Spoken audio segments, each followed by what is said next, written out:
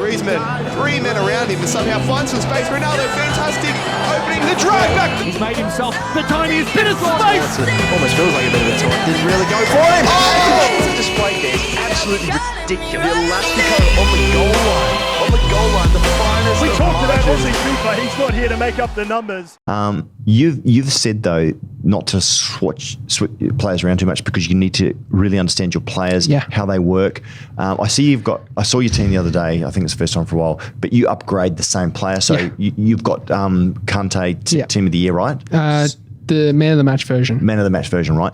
Yeah. So they improve obviously, but they still feel the same. Yeah, right. Absolutely. They're the same body type. They're the same player. They're the same positioning, same work rates.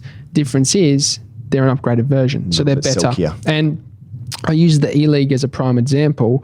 Back in FIFA 19, when I was in the E-League representing Brisbane Roar, I used Griezmann and Bergkamp.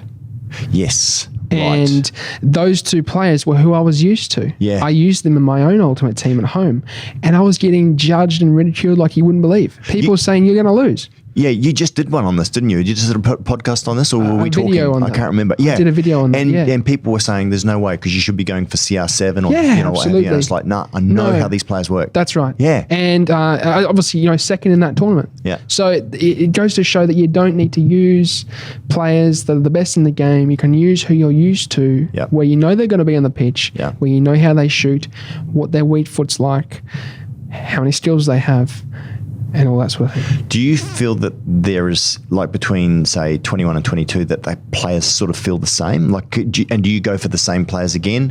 How much of it is it determined when you go through? Because obviously on Road to Glory, you're not buying players. How do you determine draft? Right. Foot draft, because you can use a lot of players that they come up as a randomized selection. So you go and pay the points to do. At the start of the game, and that was the strategy with the no money spent road to an event this year, was the fact that I was going to spam drafts, do a heap of drafts. For those of you who don't know what draft is, it's basically where you are given a selection of players to build a squad with.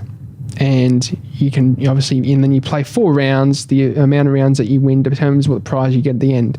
And you're versing other players that have done the same thing. They've been handed a certain amount of ultimate team cards to then play with that team. And that is a good way of trying out cards to see what works for you. Yeah. Because at the start of the game, we're all discovering what players are quite, meta. Yeah.